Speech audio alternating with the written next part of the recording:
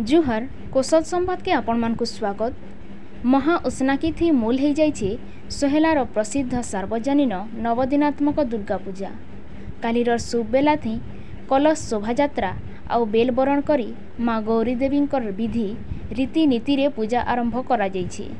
माँकर मृण्मय मूर्ति रे जीवन्यास देला परे श्रद्धालु माने माँकर दर्शन लगी भीड़ होछन।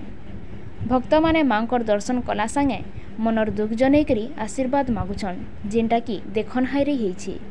बरसक थरे माँ एंता भक्त मानकर दुख बुझसन, आशीर्वाद देसन। ये अवसर थी श्रद्धालु मानकर मनोरंजन लगी सोहेला दुर्गा पूजा कमिटी तरफनु सांस्कृतिक कार्यक्रम तथा मीना बजार आयोजन करा जाइछि। सोहेला दुर्गा पूजा थी रामलीला गोटे बड़ मनोरंजन माध्यम है।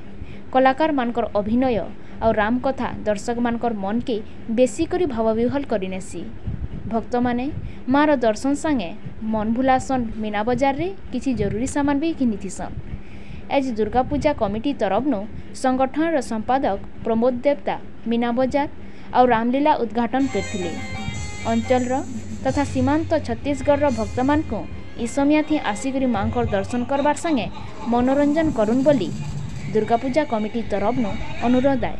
जदि आमर वीडियो भल लागला तेबे आमर चैनल के सब्सक्राइब करुन, लाइक करुन, कमेंट करुन, शेयर भी करुन और निजर अंचल रो खबर पाइबार लगी आमर चैनल संगे जुड़ी रहन। ब्यूरो रिपोर्ट कौशल संवाद।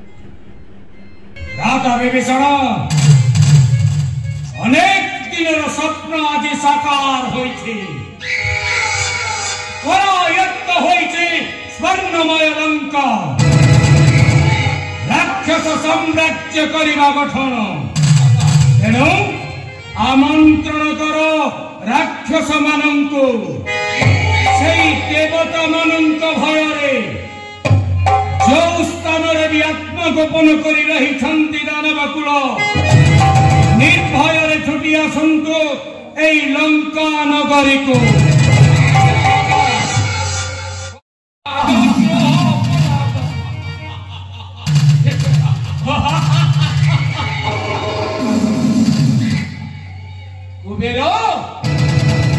एते बेल पर्यंत ज्येष्ठ भ्रातार सम्मान दउथिले तू सेठी पाई मध्य योग्य रहो। हे कुलंकार एई मुहूर्तरे अर्पण कर राज सिंहासन। मृत्यु पाई प्रस्तुत होई जा।